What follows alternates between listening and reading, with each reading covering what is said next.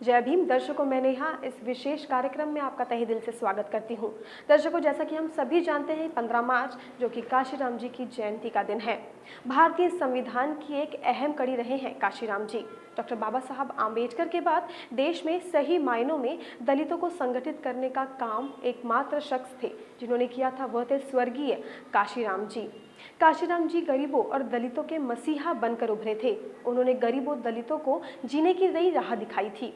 काशीराम जी का उद्देश्य सर्वजन हिताय सर्वजन सुखाय रहा है। काशीराम जी उन लोगों में से थे जो अपना सुख आराम त्याग कर गरीबों की सेवा में अपना पूरा जीवन समर्पित कर चुके थे। बिना किसी लाभ पद के पर रहे उन्होंने बीएसपी और दलित समाज को संगठित किया हुआ है। सोशल इंजीनियरिंग का उन्होंने जो सफल मंत्र दिया था, वह भारतीय इतिहास में अद्वितीय रहा है।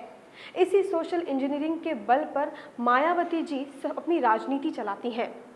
तो चलिए आज हम आपको माननीय काशीराम जी के जीवन और उनके कार्यों से अवगत कराते हैं।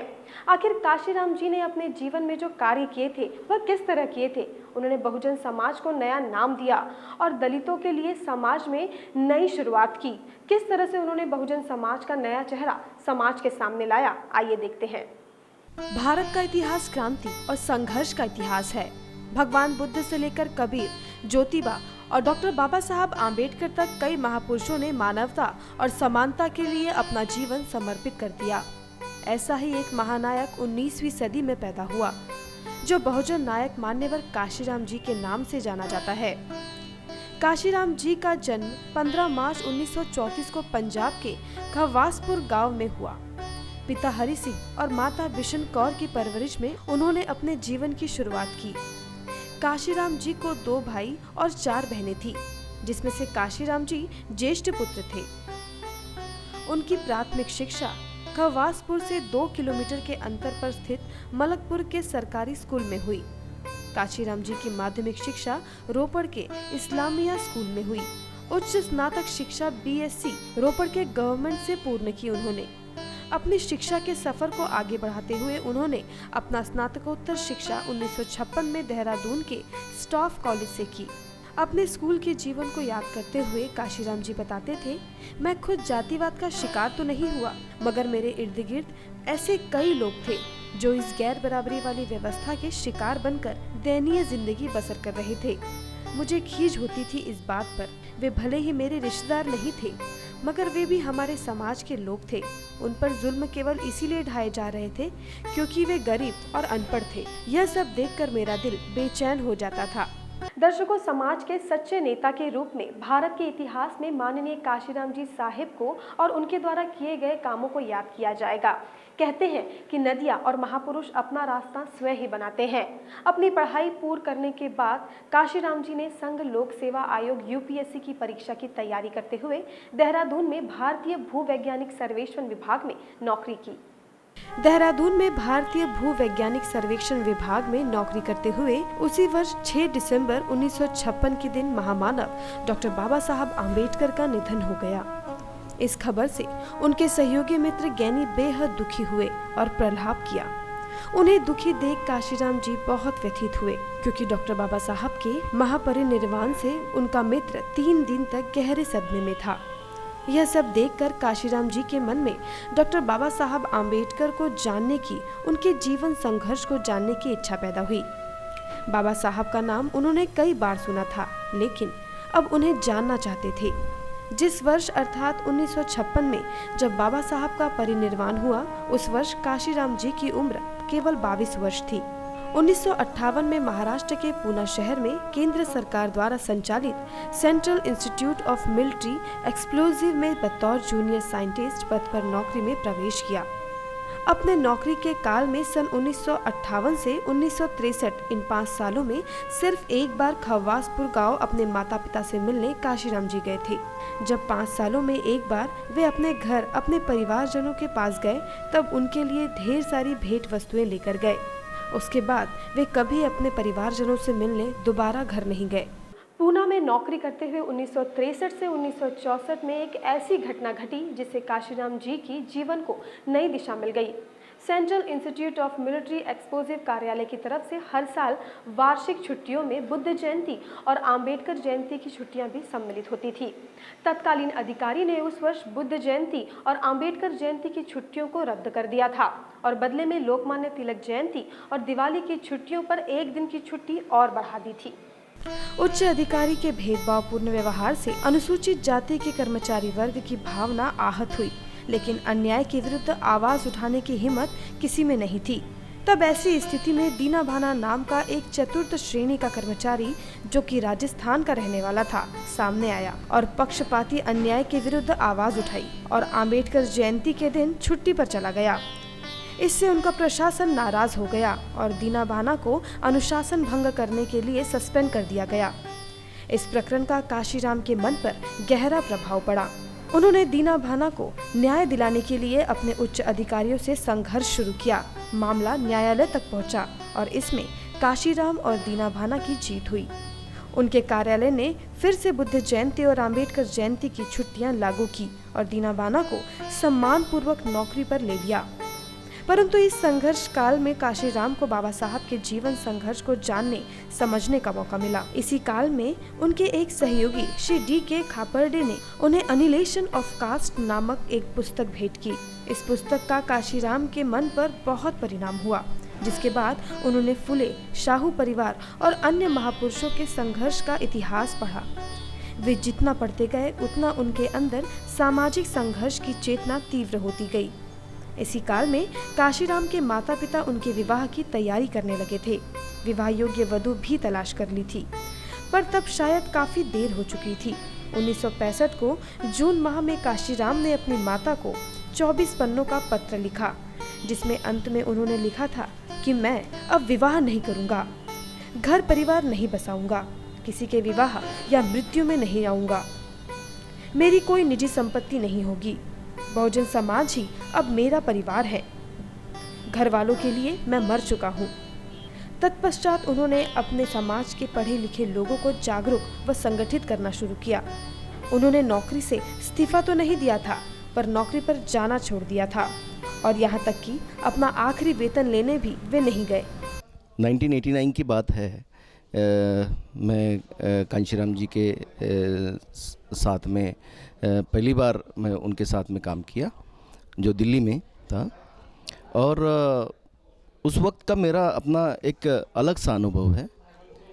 भारतीय राजनीति में कई ऐसे अलग अलग छवि के नेताओं को हम देखते हैं, लेकिन कांशीराम जी जैसे नेता ये अलग प्रतिमा के होते हैं, और वही प्रतिमा को निहारने का अवसर मुझे 1990 में मिला।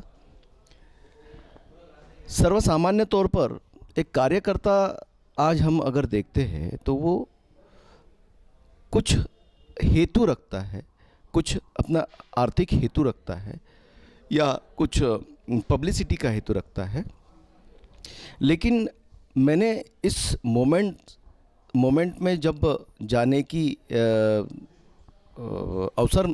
का मुझे अवसर मिला, उस वक्त मैंने देखा कि सभी लोग यहाँ पर कम ज़्यादा प्रमाण में त्याग रखते हैं और त्यागी दृष्टिकोण से अपना इस मोमेंट में काम करते हैं।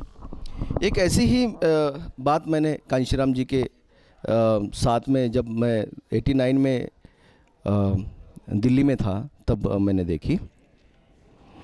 हरभजन लाखा जी जो बहुजन समाज पार्टी के एक सांसद थे, और उन्हीं के बंगलों में नॉर्थ एवेन्यू में हमारा रहने का एक सुविधा पार्टी की तरफ से की गई थी। ऐसा हुआ, उन दिनों बोट क्लब पे एक आंदोलन चल रहा था करीब 2 साल से। मंडल आयोग लागू करो वरना कुर्सी खाली करो, ये नारा दिया गया था। और उसी सिलसिले में हम महाराष्ट्र से और महाराष्ट्र के नागपुर से कुछ कार्यकर्ता गए थे। केंद्र में वीपी सिंह जी की सरकार थी, और जहाँ पर हम रह रहे थे वो तीसरी मंजिल थी अपने हरभजन सिंह लाखा, अच्छा, हरभजन सिंह लाखा जी जो सांसद थे उनके बंगलों में, वहाँ पर एक केंद्र सरकार ने भेजा हुआ एक खुफिया आदमी, जो ये मैं अपने मर्जी से नहीं कह रहा हूँ, वही आदमी ने ये बताया कि मैं सरकार की तरफ से भेजा गया आदमी हूँ और मुझे यहाँ पे चेक करने के लिए भेजा गया है कि क्या एक्टिविटीज़ चल रही है और कैसे एक्टिविटीज़ चल रही है, यहाँ का ब्यौरा मुझे देने के लिए बोला गया है। तो वो हमारे रूम में तीसरे मंजिल पे घुस गया और वो हमारे बारे में जो भी जानकारी मिलती है, हमारे डॉक्यूमेंट्स ये सब देख रहा था। हुआ यूँ कि चौधरी जी नाम के एक कांशीराम जी के सचिव थे, उनको ये बात पता चली और उन्होंने उसको पकड़ा। जब पकड़ा और वो गुस्से में आए, वो मारने लगे, उसको मारते मारते नीचे लाए। जब कांशीराम जी के साथ में हम लोग बैठे हुए थे, कांशीराम जी ने सबसे पहले ये बात पूछा कि भाई क्यों मार रहे हैं इसे। चौधरी ने जो बोला कि ये हमारे कुछ लोग जिनका हमने लाखा जी के बंगलों में इनकी व्यवस्था की गई है, इनके रूम में घुस के ये कुछ खुफियागिरी कर रहे थे।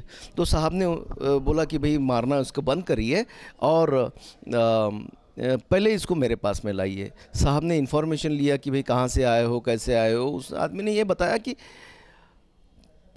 मैं सरकार की तरफ से भेजा गया हूँ और मुझे इन्फॉर्मेशन लेना था कि ये क्या चल रहा है, ये लोग कहाँ से आए हैं, वगैरह वगैरह वगैरह। ये सुनते फिर से चौधरी साहब गुस्सा गए और उन्होंने और मारना शुरू कर दिया। साहब ने बोला कि भाई चौधरी जी आप ऐसा मत करिए, इसको मत मारिए, ये अपना बहुजन भाई है जो गलत लोगों के संपर्क में आकर गलत विचारधारा रखता है। इसको खाना खिलाइए और इसको समझाइए कि ये क्या कर रहा है। आगे चल के वैसा ही चौधरी साहब ने किया, उसको खाना खिलाया और खाना खिलाने के बाद उसको विचारधारा से रूबरू कराया।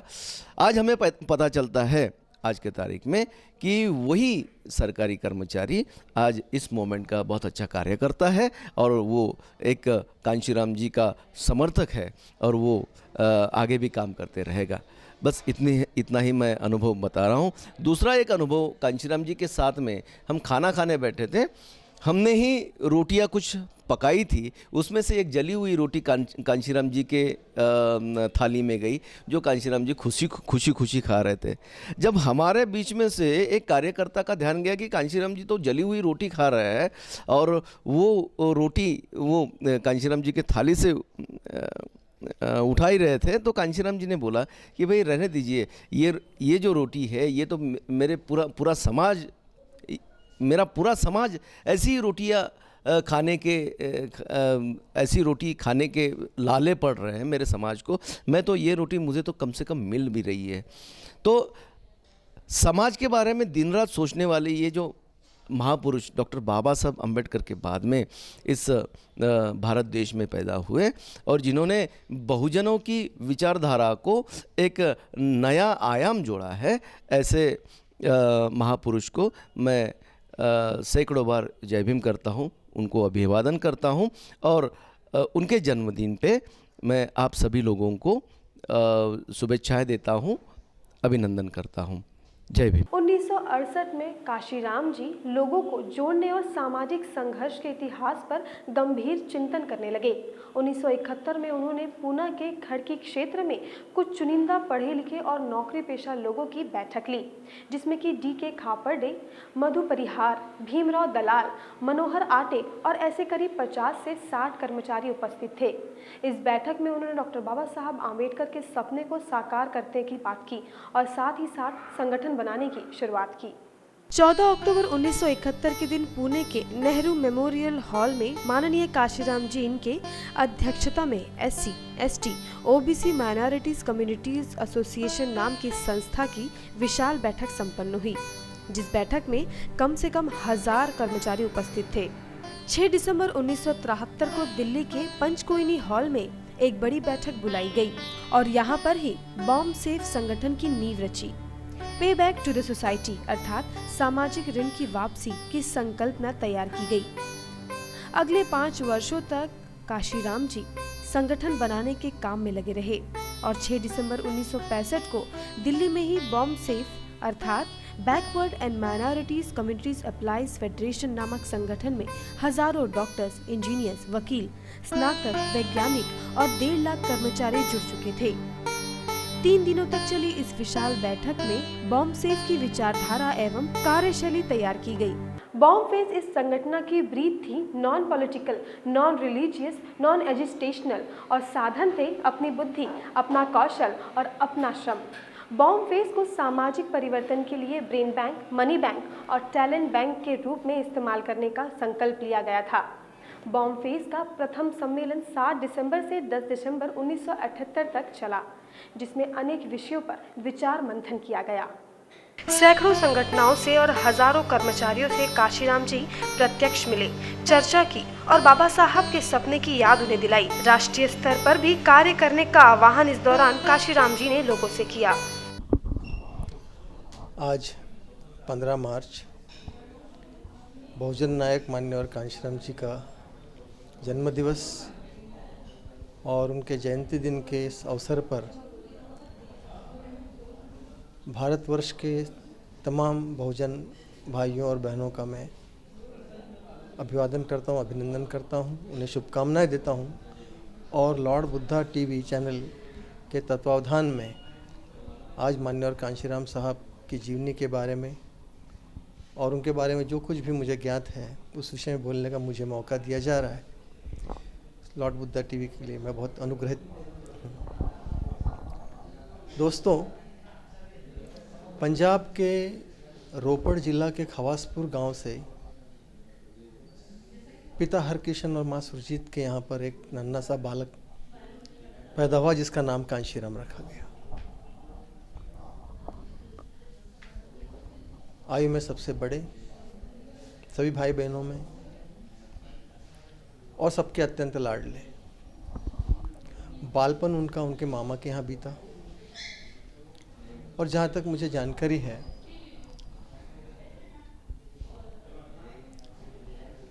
उन्होंने पंजाब में ही रोपड़ जिला में बीएससी साइंस तक की डिग्रियाँ, साइंस तक की शिक्षा ग्रहण की थी। वे बीएससी ग्रेजुएशन साइंस में हुए थे और बाद में देहरादून में उच्च शिक्षा के लिए वे गए थे।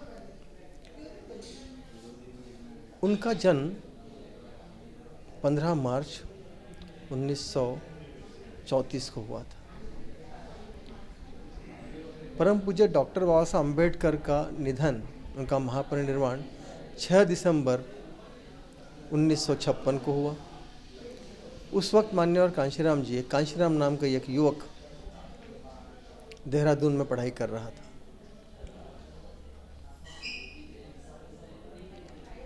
उनके साथ उनका एक कलीग, उनका एक मित्र भी उस कमरे में रहता था। जब बाबा साहब के निधन की वार्ता आई तो उनका वह साथी, उनका वह मित्र बहुत जोर जोर से रोने लगा, अपना दुख व्यक्त करने लगा। तब कांशीराम जी को पहली बार उनके उस दोस्त से जानकारी मिली कि आज 6 दिसंबर को किसी बहुत बड़े महापुरुष का निधन हुआ है, एक ऐसे महामानव का जिसने भारतवर्ष के तमाम अछूतों का, आदिवासियों का, पिछड़ों का कल्याण करने के लिए अपना जीवन दांव पर लगा दिया। उस दिन पहली बार डॉक्टर अंबेडकर के रूप में किसी महामानव से उनका परिचय उस प्रकार से हुआ। अपने स्कूली दिनों में, पढ़ाई के दिनों में इतना तो जानते थे कि किसी एक महापुरुष ने, डॉक्टर अंबेडकर जिन नाम के महापुरुष ने भारतीय संविधान को रचा है, लेकिन उसके विषय में, उनके विषय में वे विस्तार से कुछ भी नहीं जानते थे। उनके दोस्त का दुख और प्रलाप देखकर उन्हें पहली बार एहसास हुआ कि डॉक्टर बाबा साहब अम्बेडकर एक महान हस्ती और जिन्होंने अछूतों के, दलितों के कल्याण के लिए, उनके उद्धार के लिए सारा जीवन संघर्ष किया है। देहरादून में पढ़ाई पूरी करने के बाद उन्हें पूना में नौकरी के लिए आना पड़ा। मैं ज़्यादा विस्तार में नहीं जाना चाह रहा हूँ दोस्तों, संक्षेप में ही उनकी जीवनी को याद करते हुए आज इस अवसर पर कुछ घटनाएं आपके सामने रखने का मैं प्रयास कर रहा हूँ। तो पूना में जब वो आए, सेंट्रल एक्सप्लोजिव रिसर्च इंस्टीट्यूट से, एक मिलिट्री से जुड़े एक अनुसंधान संस्थान में वे नौकरी के लिए आए। और जब वे नौकरी के लिए आए तो वहाँ पर वे असिस्टेंट या जूनियर साइंटिस्ट करके उस एक्सप्लोजिव रिसर्च इंस्टीट्यूट में नौकरी करने लगे। महाराष्ट्र में आने के बाद जब वे नौकरी करने लगे, यह काल करीब करीब 1968 या 70 के आसपास का समय था। महाराष्ट्र में नौकरी करते समय उन्हीं के कार्यालय में एक बहुत बड़ी घटना हो गई। एक कर्मचारी था, राजस्थान से आया था, उसका नाम था दीना भाना। जिस सेक्शन में कांशीराम जी एक साइंटिस्ट करके नौकरी कर रहे थे, वहीं पर चतुर्थ श्रेणी कर्मचारी करके दीना भाना भी काम कर रहा था। वह एक सफाई कामगार के रूप में जाना जाता था। दीना भाना ने डॉक्टर बाबा साहब अम्बेडकर के जयंती के दिन छुट्टी ले ली थी और उस दिन वह अपनी नौकरी पर नहीं आया था। और इस कारण वहाँ के संस्थान के जो मुखिया थे, उन्होंने दीना भाना को सस्पेंड कर दिया था। अब इसके पीछे का कारण यह था कि उस संस्थान ने डॉक्टर बाबा साहब अम्बेडकर के जयंती की जो छुट्टी थी, जो महाराष्ट्र में दी जाती थी सभी राज्य सरकार और केंद्र सरकार के कर्मचारियों को, वह छुट्टी रद्द करके लोकमान्य तिलक के जयंती की छुट्टी बहाल की थी। और इसके विरोध में दीना भाना, जो कि बाबा साहब अम्बेडकर को बहुत मानता था, बहुत चाहता था, उनका अनुयायी था, वह छुट्टी पर चला गया था और इस वजह से उसको दंडित होना पड़ा था। जब दीना भाना को यह दंड मिला और उसे सस्पेंड कर दिया गया, तब कांशीराम को दूसरी बार इस बात का पता चला। पहली बार देहरादून में जब उनके मित्र ने उन्हें बाबा साहब के बारे में बताया था, और दूसरी बार दीना भाना के कारण उन्हें पता चला बाबा साहब डॉक्टर अंबेडकर पे इतनी श्रद्धा करने वाला व्यक्ति कि जहाँ वो नौकरी कर रहा है, उनके मुखिया की बातों को भी ना मानते हुए छुट्टी पर चला गया। इतना साहस इसने किया बाबा साहब के कारण। उन्हें कुछ लगा कि बाबा साहब के लिए जो आदमी अपनी नौकरी भी दांव पर लगा सकता है, तो बाबा साहब और कितने महान रहे होंगे। उन्होंने बाबा साहब के बारे में जानने की जिज्ञासा जो थी कांशीराम जी के मन में, वो यहाँ से पैदा हुई। और फिर उन्होंने ठानी, जैसे जैसे बाबा साहब के बारे में पढ़ते गए, उन्हें और सहयोगी मिले। D.K. खापर्डे जी एक बहुत बड़े नाम थे, बाबा साहब अम्बेडकर की मूवमेंट के बारे में बहुत बड़े जानकार थे, वो कांशीराम जी के पहले सहयोगी।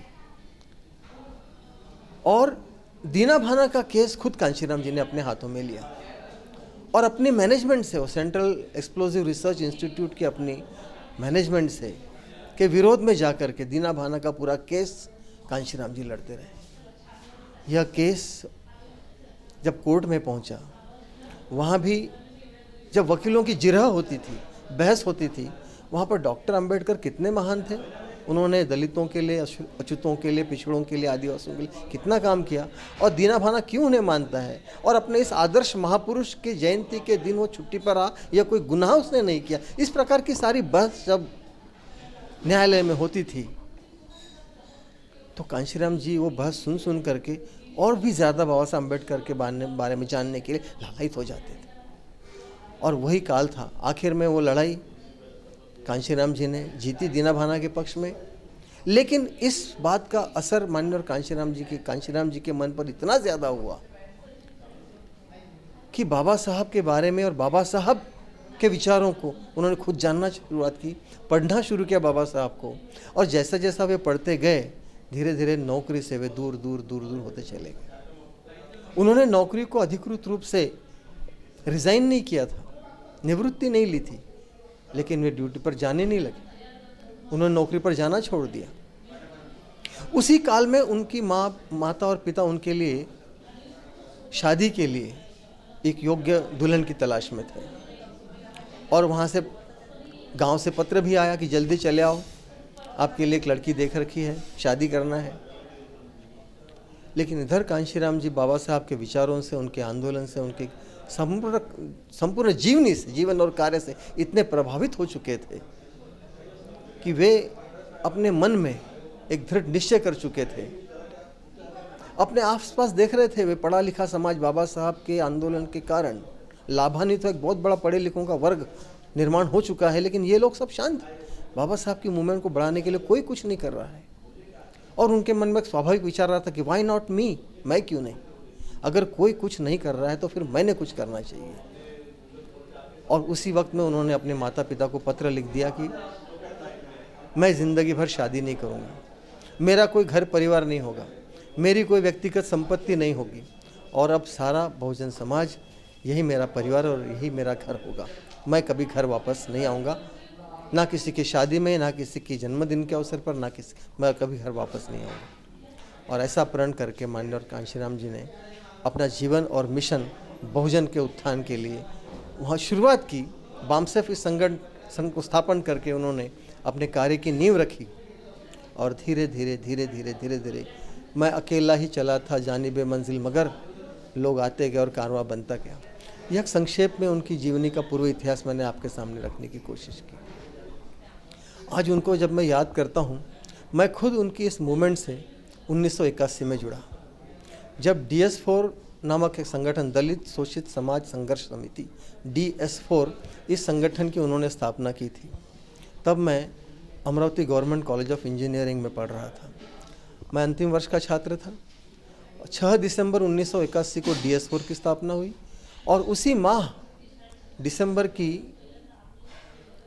के 20 या 21 तारीख के आसपास अमरावती में, जहां मैं पढ़ रहा था, वहां पर विदर्भ विभागीय सम्मेलन DS4 का आयोजित किया गया था, जिसके लिए एडवोकेट बहन मायावती मुख्य अतिथि के रूप में आने वाली थी।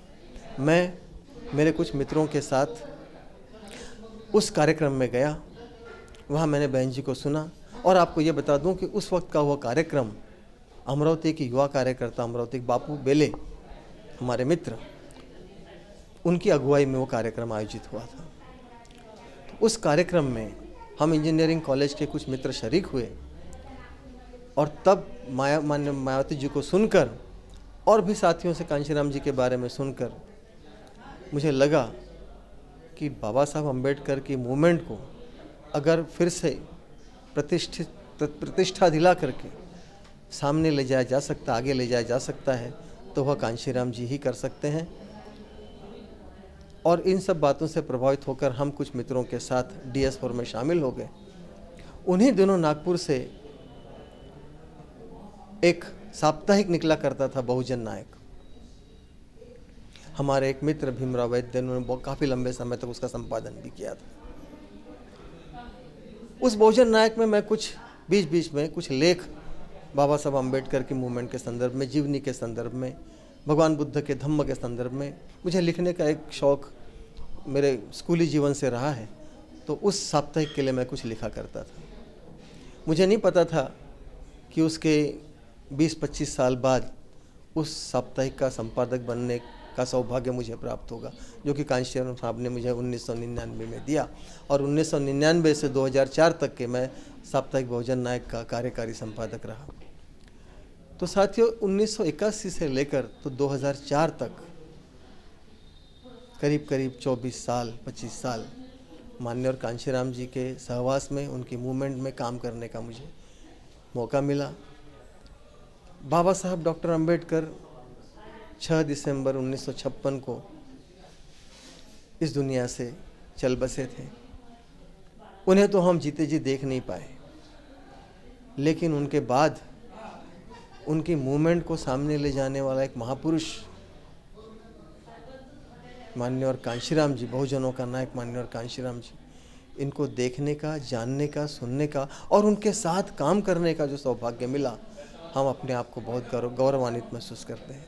कम से कम मैं व्यक्तिगत रूप से बहुत अपने आप को गौरवान्वित महसूस करता हूँ और बड़े सम्मान के साथ, बड़े गर्व के साथ इस बात को दोहराता हूँ कि मैं माननीय कांशीराम जी के साथ मुझे काम करने का अवसर मिला। 2 छोटे छोटे वाक़ये इस अवसर पर मैं आपके सामने सुनाना चाहता हूँ।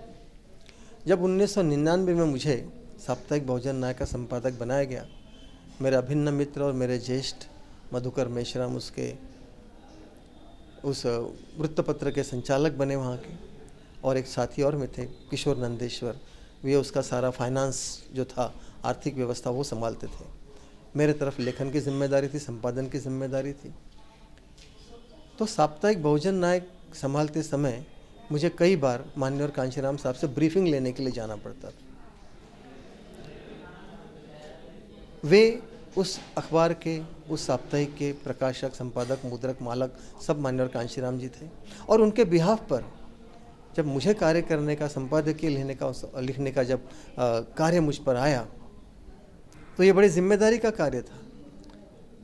अग्रलेख लिखते समय, संपादकीय लिखते समय बहुत जिम्मेदारी से एक एक शब्द तोल कर, समझ कर लिखना पड़ता था, क्योंकि वो मूवमेंट का अखबार था। और इस बहुत बड़ी जिम्मेदारी माननीय कांशीराम जी ने हमारे सर पर दी थी। मैं तो वैसे इंजीनियरिंग का छात्र, लेकिन लिखने का, पढ़ने का एक शौक़ बचपन से जो रहा, वो आगे चलकर काम में आया। और मूवमेंट की थोड़ी बहुत जो भी मुझे समझ थे, जो भी कुछ साहब से मैं सीखा था, उसी के बल पर 5 साल तक मैं उस अखबार का संपादन करता रहा। तो जब मैं ब्रीफिंग लेने के लिए साहब की तरफ जाता था, कुछ मुद्दों पर जब मैं उनसे चर्चा करता था, कुछ मार्गदर्शन लेने के लिए जब उनके पास में जाता था, तो उसके 2 एक छोटे छोटे इंसिडेंट्स मैं इस मौके पर याद करना चाहूँगा, आपको बताना चाहूँगा। सन 1999 या 2000 की बात है, इंदौर में बैरवा समाज सम्मेलन करके एक बहुत बड़ा सम्मेलन लगा था। माननीय कांशीराम जी वहाँ पर मुख्य अतिथि के रूप में आए थे, और वे रेसिडेंसी कोठी में रुके हुए थे। रेसिडेंसी कोठी में जब वे रुके हुए थे, तो हम मधुकर मेश्राम जी, मैं और किशोर नंदेश्वर उनसे मिलने के लिए रेसिडेंसी कोठी गए। मेरे मन में उन दिनों एक बहुत बड़ा प्रश्न खड़ा हुआ था। देश में चर्चा चल रही थी, लिबरलाइजेशन, प्राइवेटाइजेशन, ग्लोबलाइजेशन की चर्चा चल रही थी, एलपीजी की चर्चा चल रही थी, और सरकार, तत्कालीन सरकार जो थी, वो आमादा थी उस चीज़ को भारत में लागू करने के लिए, अंतर्राष्ट्रीय दबाव के चलते कहिए या परिवर्तन के चलते, जो भी हो। तो मैं माननीय कांशीराम साहब से रेसिडेंसी कोठी पर मिला। मैंने कहा, साहब, ये जो भारत में एलपीजी जो आने वाला है, इससे आर्थिक गैर बराबरी तो और बढ़ेगी, आर्थिक विषमता और ज़्यादा बढ़ेगी, क्योंकि हमारे सारे विद्वान ऐसा कह रहे हैं कि लिबरलाइजेशन, प्राइवेटाइजेशन और ग्लोबलाइजेशन से गरीब ज़्यादा गरीब हो जाएगा और अमीर और भी ज़्यादा धनवान हो जाएंगे। तो इसके लिए हमने क्या करना चाहिए? तो साहब ने उल्टा मुझसे सवाल किया।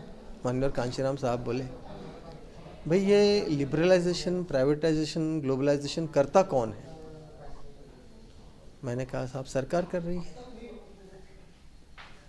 तो बोले, देखो, इंदिरा गांधी के ज़माने में बैंकों का, माइंस का राष्ट्रीयकरण हुआ था, और उसका बेटा राजीव गांधी प्राइवेटाइजेशन की तरफ बढ़ रहा है। वो भी सरकार थी, ये भी सरकार थी। तो सरकारें ही नेशनलाइजेशन करती है और सरकारें ही ग्लोबलाइजेशन करती है, सरकारें ही प्राइवेटाइजेशन करती है। तुम्हें किस प्रकार की सरकार चाहिए? प्राइवेटाइजेशन करने वाली या ग्लोबलाइजेशन करने वाली या नेशनलाइजेशन करने वाली? साहब ने यह प्रति सवाल मुझसे पूछा। मैं समझ गया, मेरा उत्तर मुझे मिल चुका था कि सरकार ही नेशनलाइजेशन करती है और सरकार ही प्राइवेटाइजेशन करती है। आपको कौन सी सरकार चाहिए? चिल्लाने से कुछ नहीं होगा। डॉक्टर बाबा साहब अम्बेडकर कह गए थे कि जाओ और अपने घर की दीवारों पर लिख दो कि हमें इस देश की शासन करती जमात बनना है। और कांशीराम साहब पूरी ज़िंदगी भर इस वाक्य को दोहराते रहे कि हमें इस देश की शासनकर्ता, हुक्मरान समाज बनना है, शासन करती जमात बनना है। लक्ष्य को हासिल करना है तो शासन अपने हाथ में लेना ही पड़ेगा, दूसरा और कोई रास्ता नहीं है। अगर आपको नेशनलाइजेशन चाहिए, राष्ट्रीयकरण चाहिए, अगर आपको निजीकरण नहीं चाहिए, प्राइवेटाइजेशन नहीं चाहिए, तो फिर सरकार आपको उस प्रकार की बनानी पड़ेगी, तो आप हासिल कर पाएंगे। मुझे मेरा जवाब मिल चुका था। अगले अंगों में मैंने इस पर विस्तार से लिखा उसके बाद। दूसरा एक वाक़या मैं आपको बताना चाहता हूँ। छत्रपति राजश्री शाहू महाराज की जयंती के उपलक्ष्य में कोल्हापुर में एक बहुत बड़ा कार्यक्रम आयोजित किया गया था। वह आरक्षण शताब्दी वर्ष का कार्यक्रम था। 26 जुलाई 1902 को राजश्री छत्रपति शाहू महाराज ने अछूतों के लिए, पिछड़ों के लिए आरक्षण का कानून अपने कोल्हापुर संस्थान में लागू किया था, अपने कोल्हापुर राज्य में लागू कराया था। सन 2002 में उसे 100 साल पूरे हो गए थे और मान्यवर कांशीराम जी ने, जो कि छत्रपति शाहू महाराज के प्रति बहुत नितांत सम्मान और आदर रखते थे, उनकी जयंती और आरक्षण शताब्दी वर्ष मनाने का फैसला कोल्हापुर में हुआ था। तो कोल्हापुर में मैं भी उस कार्यक्रम के लिए गया था, जाना ही पड़ा। साहब जहाँ जहाँ जाते थे 1999 से 2004 तक, जब उनको जो मस्तिष्काघात हुआ था उस वक्त तक के, वो मैं साई की तरह महाराष्ट्र में हर जगह उनके साथ रहा करता था। तो कोल्हापुर में दोपहर का वक्त था। कार्यक्रम से थोड़े निजात पा कर के बीच का समय जब भोजन करने आए, भोजन के बाद काफ़ी थके हुए थे, थोड़े विश्राम करना चाहते थे, तो मैं होटल के कमरे में उनसे मिलने गया। कुछ लोगों ने मुझसे कहा कि साहब अभी विश्राम कर रहे हैं, जाने मत दीजिए। और साहब ने मैंने साहब से समय ले रखा था कि साहब मैं आपसे कुछ बातचीत करना चाहता हूँ। साहब ने कहा था कि भोजन के बाद कमरे में आ जाओ। तो कुछ मैं जाना चाहता था, लेकिन कुछ हमारे और बड़े बड़े पार्टी के जो नेतागण थे वे नहीं चाहते थे कि साहब को किसी प्रकार का डिस्टर्ब किया जाए। लेकिन मैं फिर भी गया, मुझे किसी ने रोका नहीं। मैं गया और साहब पलंग पर लेटे हुए थे, बिस्तर पर लेटे हुए थे। मैं साहब के पास बैठा और मैंने उस वक्त माननीय कांशीराम साहब को डॉक्टर बाबा साहब अम्बेडकर के जीवन से संबंधित एक घटना बताई थी। वो घटना 1945 के आसपास की घटना थी।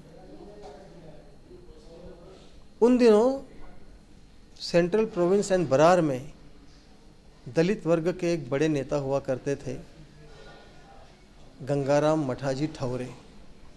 अंग्रेजों ने उन्हें राव साहब का खिताब दिया हुआ था। राव साहब गम ठौरे इस नाम से वे जाने जाते थे। काफ़ी लंबे समय तक उन्होंने डॉक्टर बाबा साहब अम्बेडकर के साथ काम किया था। शेड्यूल कास्ट फेडरेशन में भी काम किया था और डॉक्टर बाबा साहब अम्बेडकर ने जो स्वतंत्र मजदूर पार्टी निकाली थी उसमें भी उन्होंने काम किया था लंबे समय तक, और बाद में उसी पार्टी को लेकर वे और भी आगे काम करते रहे। पूरे सेंट्रल प्रोविंस एंड बरार, मध्य प्रांत और बरार क्षेत्र में राव साहब ठौरे एक बहुत बड़े दलित नेता के रूप में स्थापित हो चुके थे। जब हम इतिहास को पढ़ते हैं तो हमें लगता है कि बाबा साहब के साथ निष्ठा से काम करने वाला एक बहुत बड़ा सिपाही, एक सैनिक, क्यों बाबा साहब से दूर हो गया। आज भी उनके चहेते महाराष्ट्र में भंडारा जिला, गोंदिया और आसपास यवतमाल, चंद्रपुर में ठौरे जी के समर्थक बहुत बड़ी तादाद में आपको मिल जाएंगे आज भी। तो एक जीरो ग्रास रूट से आया हुआ दलितों का एक नेता, भंडारा के किसी बहुत छोटे से कस्बे से आया हुआ नेता, और बाबा साहब अम्बेडकर के साथ आगे चलकर कंधे से कंधा मिलाकर काम करने वाला नेता, बीड़ी मजदूरों का, रेलवे यूनियनों का आंदोलन करने वाला नेता, क्यों बाबा साहब से अलग हो गया और बाबा साहब की मूवमेंट को धक्का लगा उनके जाने से। ये हकीकत है। तो इस विषय में बाबा कांशीराम साहब से चर्चा कर रहा था इस विषय में कि बाबा साहब के साथ में ऐसा हुआ। गम ठौरे बाबा साहब को छोड़कर चले गए, और ये क्यों हुआ कि बाबा साहब डॉक्टर अंबेडकर के जो अनुयायी थे, उनके जो लेफ्टिनेंट्स थे, उनके बीच में बड़ा बनने की, अहंकार की जो स्पर्धा शुरू हुई थी, उस स्पर्धा के चलते एक दूसरे को नीचा दिखाने, बाबा साहब का जो मूल मंत्र था, बाबा साहब का जो उद्देश्य था, बाबा साहब का जो संघर्ष था, उसे बाजू में रख करके ये सारे नेतागण, बाबा साहब के सारे लेफ्टिनेंट्स आपस में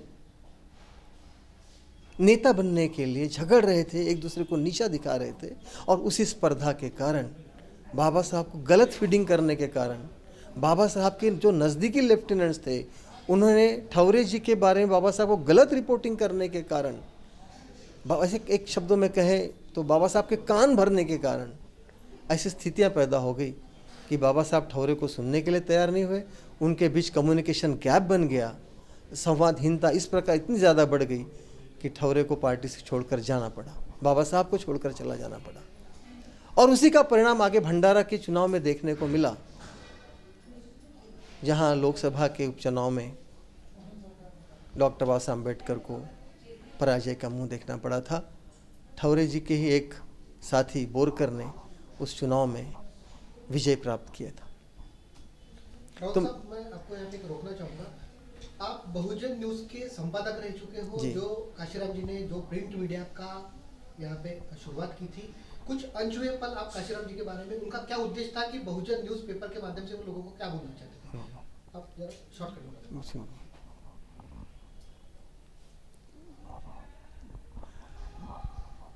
कांशीराम साहब ने महात्मा ज्योतिराव फुले से और बाबा साहब से इस बात को लिया था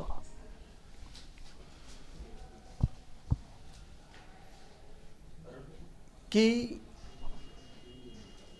किसी भी मूवमेंट के लिए मीडिया उसके पंख के रूप में होता है।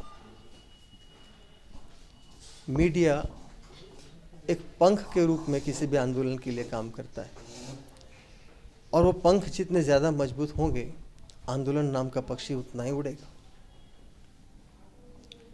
अब प्रस्थापित मीडिया जो था वो कांशीराम जी के मूवमेंट के साथ स्वाभाविक रूप से नहीं था, इसलिए वे चाहते थे कि हमने अपना मीडिया खड़ा करना है। जब कांशीराम साहब DS4 और बामसेफ के नाम से संगठन को चला रहे थे, उस वक्त में भारत के करीब करीब 12 या 13 भाषाओं में उनके साप्ताहिक निकला करते थे, और कुछ समय तक उन्होंने एक दैनिक भी चलाया, बहुजन टाइम्स। तो वे चाहते थे कि अपना अखबार निकले, पूरी प्रामाणिकता के साथ हमारे आंदोलन की अच्छाइयाँ और सच्चाइयाँ उस अखबार के माध्यम से लोगों तक जाए, वह प्रबोधन का माध्यम बने, वह संगठन का हथियार बने, विरोधियों के विचारों को जवाब देने वाली वो एक धारदार तलवार बने, समाज का प्रबोधन करें, आंदोलन के कार्यक्रमों को लोगों तक पहुंचाएं, उन्हें जानकारी दें और समाज को जोड़ने वाला माध्यम बने। इस प्रकार से, इस विशाल रूप से वो मीडिया की तरफ देखा करते थे। और जब प्रस्थापित मीडिया उन्हें यह करता नज़र नहीं आया उनके साथ, तो उन्होंने खुद का मीडिया खड़ा करने की ठानी थी, और नोएडा में, दिल्ली के पास नोएडा में वो अपना एक बड़ा मीडिया सेंटर भी खोलना चाहते थे। उन्होंने इसका जिक्र मुझसे बार बार किया था कि दिल्ली में हमें एक मीडिया सेंटर खड़ा करना है, वहाँ से प्रिंट मीडिया और इलेक्ट्रॉनिक मीडिया दोनों शुरू करना है, वो बार बार कहा करते थे। उन्हीं से प्रेरणा लेकर बहुत लोगों ने फिर और अपने अपने पेपर अखबार भी चालू किए थे। दलित वॉइस चालू किया था VT राजशेखर जी ने, और भी काफ़ी सारे लोगों ने किया था। आज उनके जाने के बाद उसकी काफ़ी कमी महसूस होती है, स्पेशली जिस दर्जे का उन्होंने अखबार शुरू किया था, साप्ताहिक शुरू किया था, उसकी कमी आज बहुत बड़े पैमाने पर महसूस होती है।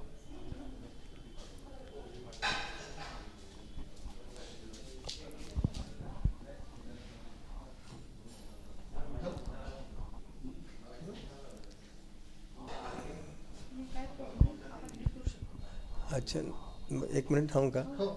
तो इन्सिडेंट मी जो सांगत होतो तुम्हाला सांगू द्या, कंप्लीट करू द्या, तो राहिला. नाही सर, तो कंप्लीट करा तुम्ही. मला या तो फार इम्पॉर्टंट मला आहे. या स्क्रिप्टिंग मध्ये त्यांनी जो मीडिया पेपर जो सुरू केला था, मुझे वो पॉइंट चाहिए. अच्छा अच्छा. तो मैं आपको वह वाक़या बता रहा था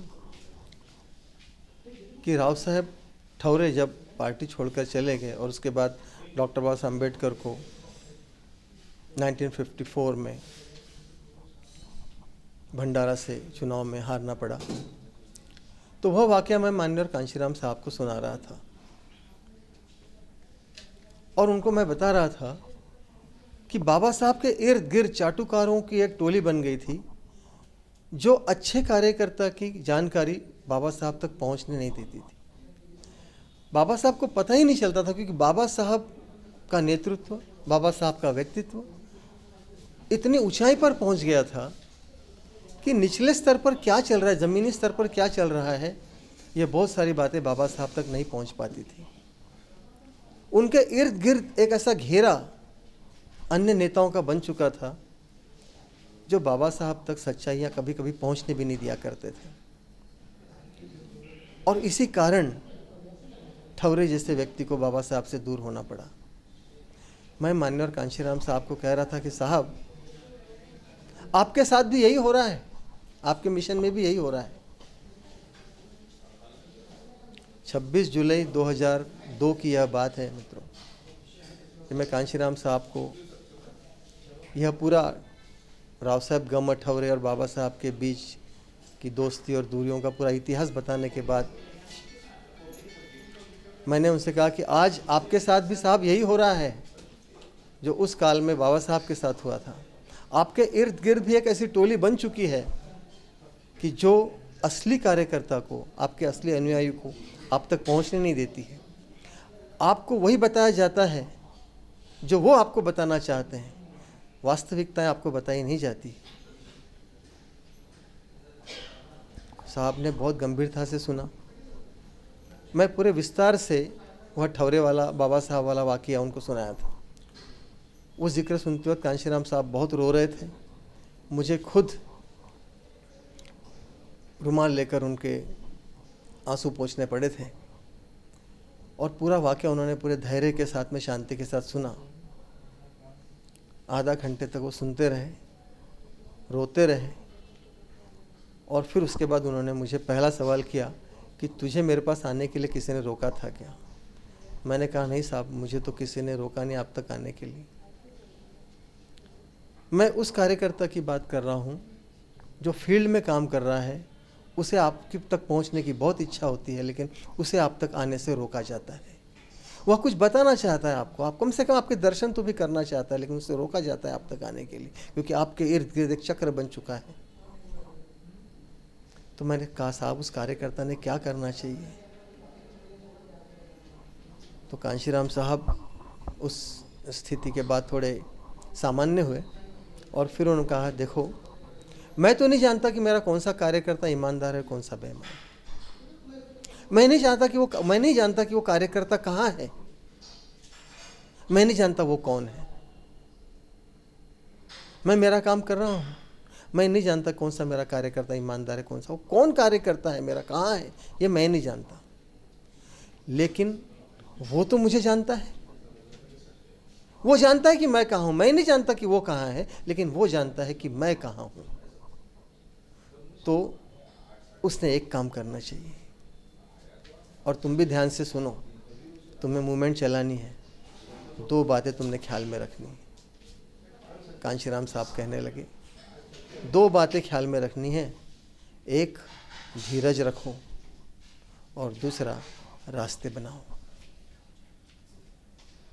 धीरज रखो और रास्ते बनाओ, यह महामंत्र उस दिन माननीय कांशीराम साहब ने मुझे दिया और तमाम कार्यकर्ताओं को देने के लिए कहा कि यही मेरा संदेश है। धीरज रखो और रास्ते बनाओ। आपको मुझ तक आना है तो रास्ता आपको बनाना पड़ेगा और धीरज के साथ बनाना पड़ेगा। आज मैं याद करता हूँ उन्हें तो सोचता हूँ कि एक महापुरुष के साथ एक लंबा समय बीता, मेरा जीवन कृतार्थ हो गया। आज के इस अवसर पर मैं सबको बधाइयाँ देते हुए और माननीय कांशीराम जी की स्मृति का अभिवादन करते हुए लॉर्ड बुद्धा टीवी का धन्यवाद करते हुए अपने शब्दों को विराम देता हूँ। जय भीम। 6 दिसंबर 1981 को काशीराम जी ने दलित शोषित समाज संघर्ष समिति DS4 की स्थापना की। मर्यादित पॉलिटिकल एक्शन और एजिटेशन के लिए युवा वर्ग का यह संगठन देश भर में फैला। DS4 की स्थापना से दलित शोषित समाज के युवा वर्ग में उत्साह की एक नई लहर दौड़ पड़ी। 2 से 3 महीने में ही महाराष्ट्र, उत्तर प्रदेश और मध्य प्रदेश में DS4 की भव्य विभाग बन गए। अप्रैल 1982 में आगरा में बॉम्ब सेफ और DS4 का संयुक्त अधिवेशन हुआ और जून 1982 में DS4 के नाम पर हरियाणा के विधान भवन का चुनाव लड़ा गया। यह एक प्रयोग था जिसमें दबे कुचले समाज को अपना चुनाव टिकट और अपनी राजनीतिक पार्टी बनाने और चुनाव लड़ने का अनुभव मिला। इसी वर्ष 1982 में काशीराम जी ने पूना पैक्ट के 50वें वर्ष पर पुणे करार धिक्कार परिषद का देश भर में आयोजन किया और पुणे करार से समाज में चमचे पैदा हुए, यह निष्कर्ष निकाला गया। काशीराम जी ने एक पुस्तक भी लिखी जिसका नाम था चमचा युग अर्थात द चमचा एज। 1971 से 1984 तक सफलतापूर्वक संगठन चलाने के बाद काशीराम जी ने नॉन को ऑन बनाने की सोची और 14 अप्रैल 1984 को बहुजन समाज पार्टी की स्थापना की घोषणा की। सामाजिक और आर्थिक मुक्ति के आंदोलन का आरंभ किया। अगस्त 1984 में मंडल आयोग लागू कराने के लिए बीएसपी ने जेल भरो आंदोलन किया। इसी वर्ष नवंबर 1984 में राष्ट्रीय आम चुनाव में बीएसपी ने पहली बार हिस्सा लिया और 10 लाख से अधिक वोट प्राप्त किए। 1985 में उत्तर प्रदेश विधानसभा चुनाव में बसपा को 11 लाख से अधिक वोट प्राप्त हुए। बसपा को सीटें तो नहीं मिली, परंतु कांग्रेस को इसका बड़ा नुकसान हुआ। बसपा का प्रभाव दिन ब दिन बढ़ता जा रहा था। 1985 से 1987 तक आरक्षण हमारा वैधानिक अधिकार है, ऐसी घोषणा कर मंडल आयोग लागू करने के लिए देश भर में आंदोलन किए गए। 1986 में बॉम्ब फेस संगठन में फूट पड़ गई और कर्मचारी का एक बड़ा वर्ग काशीराम जी से अलग हो गया। 1987 से 1988 में बसपा ने जाति तोड़ो समाज जोड़ो और भाईचारा बनाओ आंदोलन शुरू किया। 1979 में उत्तर प्रदेश विधानसभा में 23 विधायक चुनकर आए, साथ ही 2 सांसद यूपी और 1 सांसद पंजाब से चुनकर आया। बसपा को प्रादेशिक मान्यता भी मिल गई, साथ ही मध्य प्रदेश में भी बसपा के 2 विधायक चुनकर आए। 1990 से 1991 में उन्होंने कन्याकुमारी से सामाजिक परिवर्तन एवं आर्थिक मुक्ति के आंदोलन की शुरुआत की। 50,000 किलोमीटर की राष्ट्रीय यात्रा करके 15 मार्च 1991 को दिल्ली में समापन किया। 14 अप्रैल 1991 को बाबा साहब की जन्म शताब्दी का समापन मेहू में किया गया। 1992 में काशीराम जी इटावा से लोकसभा उपचुनाव के विजयी होकर सांसद पहुंचे। 1993 में मध्य प्रदेश विधानसभा में बसपा के 13 विधायक चुनकर आए और वहां पर बसपा को राज्य स्तरीय मान्यता मिली। साथ ही उत्तर प्रदेश के 67 विधायक चुने गए और वहीं मुलायम सिंह यादव की सरकार में बसपा को पहली बार मंत्रिमंडल में शरीक होने का अवसर मिला। 6 दिसंबर 1993 में फिर से देश में जाति तोड़ो समाज जोड़ो आंदोलन की शुरुआत की गई और इसे 15 मार्च 1994 तक चलाया गया। 1994 में 15 मार्च को उनकी आयु 60 वर्ष पूर्ण होने पर बहुजन समाज दिवस मनाया गया। इसका आयोजन मुंबई के शिवाजी पार्क में किया गया था। 16 जून 1995 को बहन मायावती पहली बार उत्तर प्रदेश की मुख्यमंत्री बनी। इसी वर्ष लखनऊ में विशाल छत्रपति शाहू महाराज मेला आयोजित किया गया था और कानपुर विद्यापीठ को छत्रपति शाहू महाराज तो वहीं आगरा विद्यापीठ को डॉक्टर बाबा साहब आम्बेडकर विद्यापीठ यह नाम दिया गया। और उसी काल में 1.5 लाख अट्टल गुनहगारों को जेल में भेजकर मायावती ने कानून और सुव्यवस्था मजबूत की।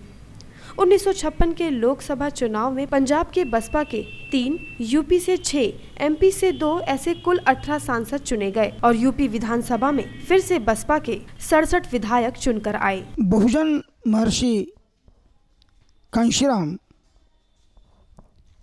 महामना कांशीराम बहुजनों के जन उद्धारक कांशीराम, ये भारत की राजनीति में 1980 के दशक से लेकर तो 2003 के दशक तक भारत की राजनीति के अंदर आया हुआ ऐसा एक खतरनाक भूचाल था जिसने भारत के तमाम राजनीतिक समीकरणों को पूरी तरह से डिवेस्ट करके और बदल कर उथल पुथल करके रख दिया था।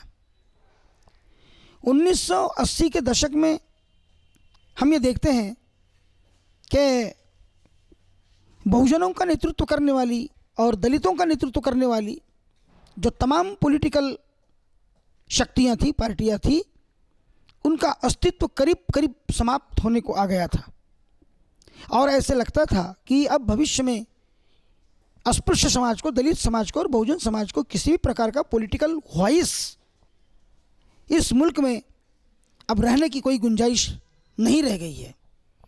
ऐसे में 1980 के दशक से कांशीराम साहब ने भारत के सामाजिक और राजनीतिक जीवन के अंदर पारी पारी से प्रवेश किया।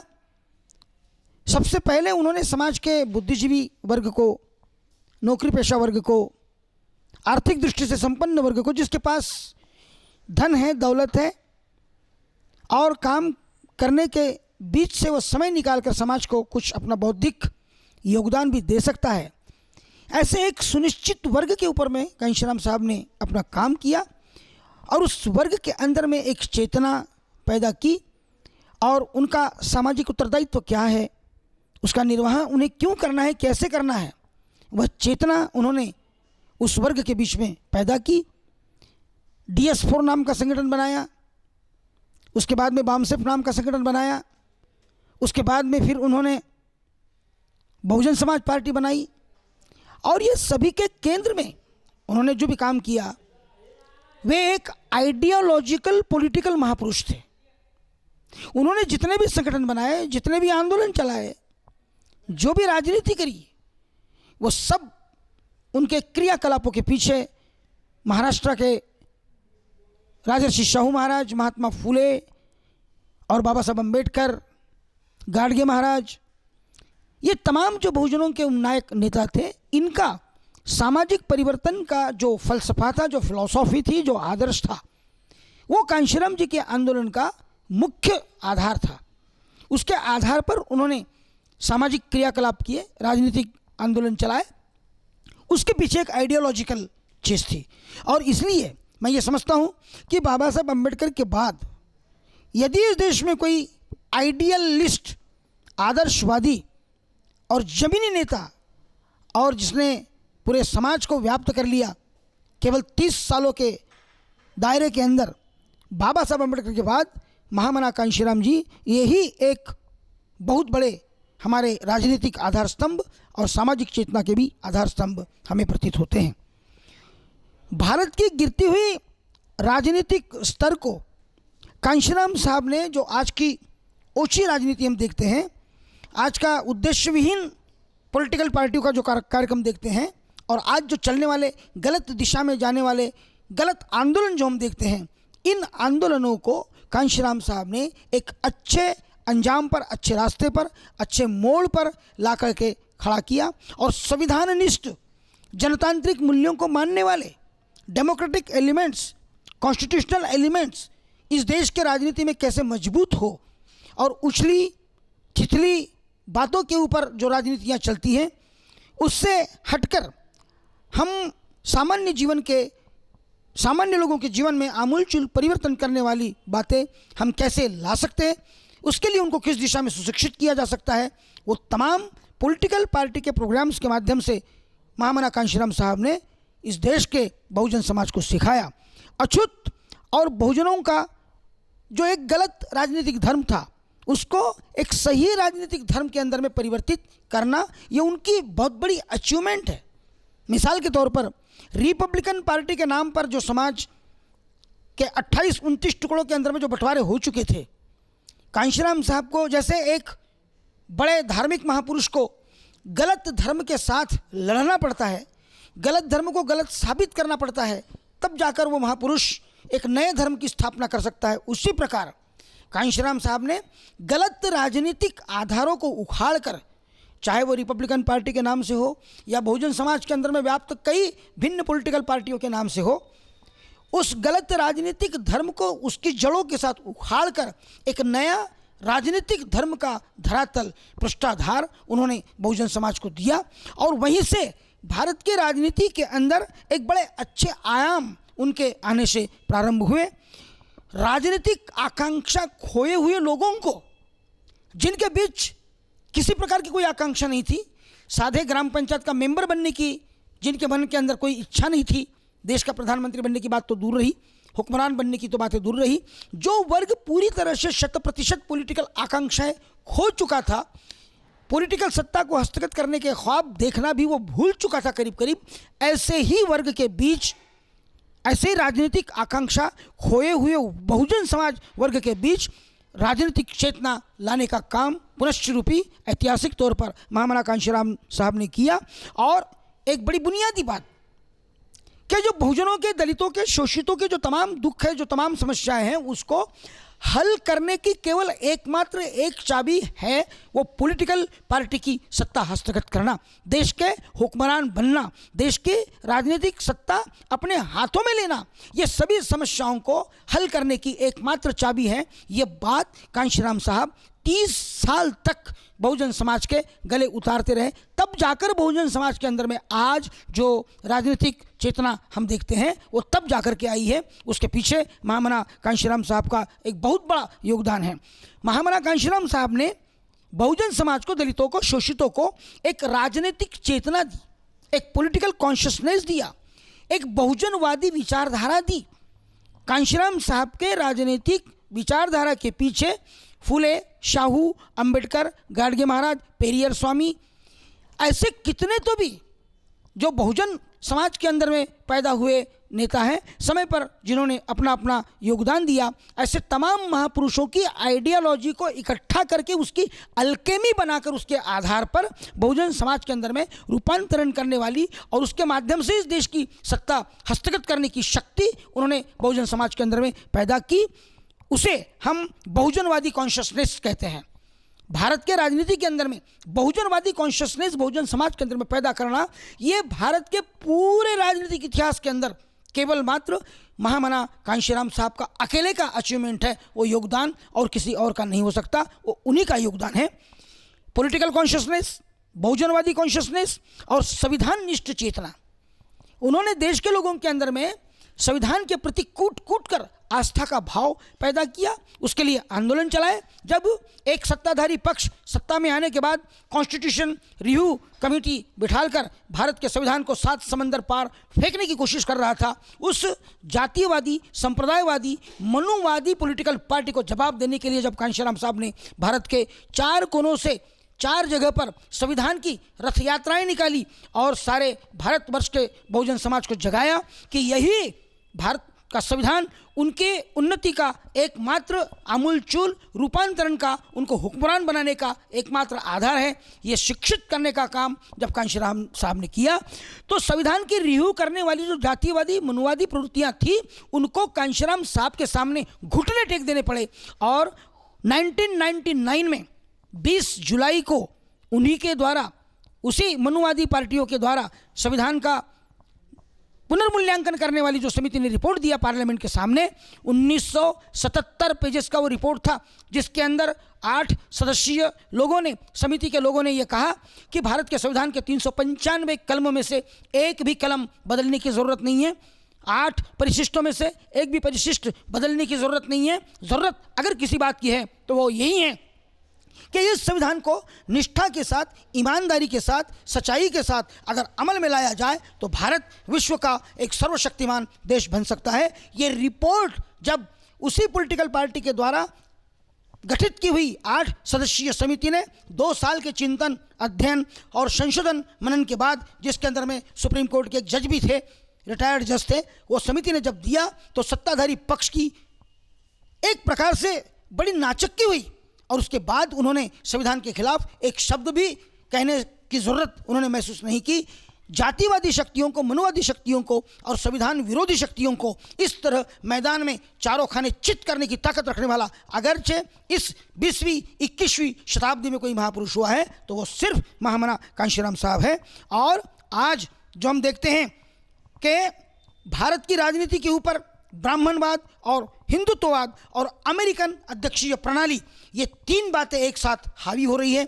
अगर इस देश का बहुजन समाज ये षड्यंत्र अगर पहचान लेता है तो इस षड्यंत्र को पहचानने के लिए और उसका मुकाबला करने के लिए, उसको परास्त करने के लिए केवल मात्र कांशीराम साहब ने जो political ideology, political fight, political strategy हमारे सामने रखी है, बस वही एक रास्ता है कि बहुजन समाज ये षड्यंत्रकारी हिंदुत्ववाद को, अमेरिकन अध्यक्षीय प्रणाली के वाद को परास्त करके बहुजन समाज को हुक्मरान बना सकता है अगर हम उनके दर कदम उनके रास्ते पर चले। मैं एक किसी शायर के शब्दों के साथ मैं ये कहना चाहूँगा कि वो शायर ये कहता है कि जिनके होठों पे हंसी, जिनके होठों पे हंसी, पाँव में छाले होगे, हाँ वही लोग तेरे चाहने वाले होंगे। कांशीराम साहब का रास्ता लंबा रास्ता है, दूर का रास्ता है, लेकिन उस रास्ते के बगैर भारत के राजनीति के अंदर आमूल चूल रूपांतरण नहीं आ सकते।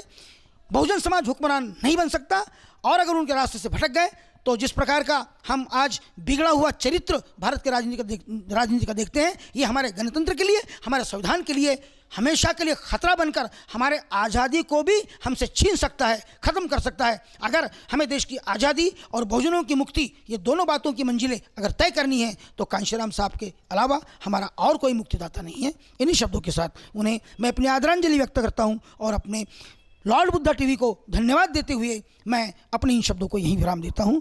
जय भीम। 1996 में प्रधानमंत्री नरसिंह राव और काशीराम जी की बसपा के बीच उत्तर प्रदेश विधानसभा चुनाव के लिए समझौता हुआ। इसमें बसपा को 300 और कांग्रेस का 125 सीटों पर चुनाव लड़ना तय हुआ।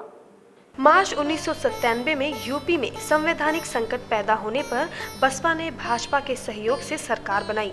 मायावती जी दूसरी बार मुख्यमंत्री बनी। इस कार्यकाल में हजारों अंबेडकर ग्राम बनाए गए, बहुजनवादी महापुरुषों के नाम पर जिले बनाए गए, कई यूनिवर्सिटीज, कॉलेज और अस्पताल बनाए गए तथा अंबेडकर पार्क एवं स्थल की परियोजनाएं शुरू की गई। भूमिहीन को जमीन के पट्टे दिए गए और जो जमीन सरकार की है वो जमीन हमारी है का नारा बुलंद किया गया।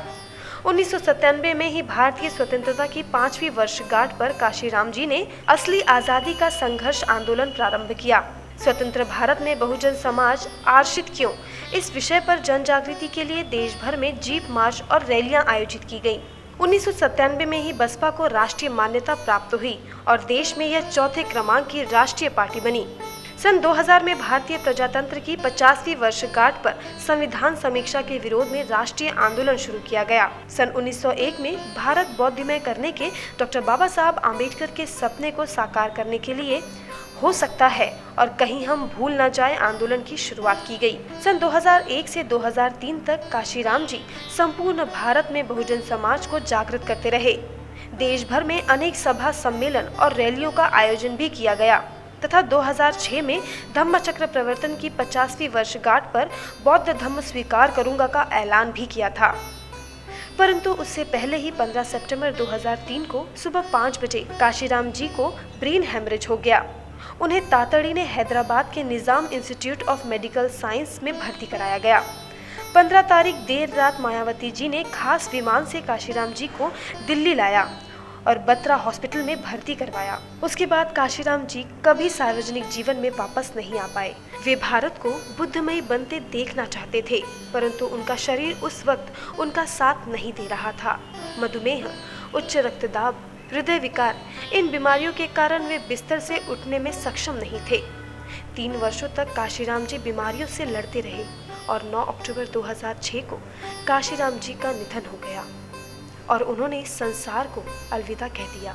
सामाजिक परिवर्तन के इतिहास के एक नए पृष्ठ पर सुनहरे अक्षरों से उन्होंने अपनी एक अमिट छाप बनाई है। महान बहुजन नायक के द्वारा शुरू किया गया आंदोलन व कार्य भले ही उनके जाने से मंद हो गया हो, लेकिन स्वाभिमान की जो ज्योति उन्होंने बहुजनों के हृदय में जलाई है, वह ज्योति इस आंदोलन के मार्ग को हमेशा प्रकाशित रखेगी। भारतीय सामाजिक क्रांति के पितामह महात्मा ज्योतिबा फुले, सामाजिक लोकशाही के आधार स्तंभ राजर्षि शाहू महाराज और भारतीय संविधान के शिल्पकार विश्व रत्न डॉक्टर बाबा साहब आम्बेडकर, इन्हीं के जैसे युग परिवर्तन की श्रृंखला में सबसे पहला नाम युग पुरुष अर्थात बहुजन नायक माननीय काशीराम जी 19वीं शताब्दी के उत्तरार्ध में भारत के सामाजिक और राजकीय परिवर्तन में वह एक नेतृत्व थे। दलित शोषित समाज के सशक्तिकरण के लिए, साथ ही समाज व्यवस्था की स्थापना के लिए कटिबद्धता, दृढ़ निश्चय, त्याग और साथ ही साथ ईमानदारी, कठोर परिश्रम का अतुलनीय उदाहरण मतलब ही काशीराम जी। दर्शकों, जिस मानवतावादी समाज की व्यवस्था की स्थापना का बीज तथागत गौतम बुद्ध ने बोया था, जिसे कबीर, तुकाराम, नारायण गुरु और आगे फुले, शाहू, पेरियार और साथ ही साथ आम्बेडकर जी ने जैसे करोड़ों महापुरुषों ने संघर्ष करके आगे बढ़ाया, उसे जीवित रखा, उसी पौधे को मान्यवर काशीराम जी ने एक महान वृक्ष बनने के लिए अपना सब कुछ न्यौछावर कर दिया। काशीराम जी का जीवन बहुत ही सादगीपूर्ण रहा था। सब उन्हें साहब करके भी बुलाया करते थे। तो वहीं उनकी सादगी से उनके कार्यकर्ताओं का दिल कहीं ना कहीं जीता हुआ था। काशीराम जी के अथक प्रयासों का ही नतीजा है कि आज हम खुली हवा में सांस ले सकते हैं, अपने हक के लिए लड़ सकते हैं। ऐसे महान पुरुष को, ऐसे महान व्यक्ति को मैं और मेरी लॉर्ड बुद्धा की पूरी टीम शत शत नमन करती है। जय भीम।